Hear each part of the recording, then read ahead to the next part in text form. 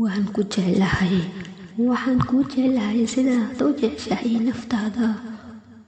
Waxaan kuu jeclahay sidaad daruuraha u jecel yihiin cirka. Waxaan kuu jeclahay sida mawjadaha u jecel yihiin badda.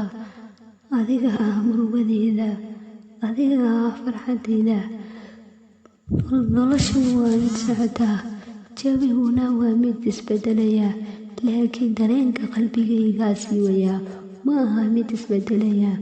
Ma jiro rajo maryo buuxin kara booska aad adigu igu jirto. Waxaad tahay garaaca qalbigayga, dhawaaqa qusulkayga, ilinta farxadeyda, hadafka noloshayda, qiimaha naftayda iyo astaanta qalbigayga. Ma ogtahay haddii uu jiro jacayl, waa midkaan adiga kuu qabo. Waxaad tahay gudaha noloshayda, waxaad dhamaystirtay noloshayda qabyada ahayd. Waxaad i bartay farxadda lamaanaha sida dhabta isku jecel.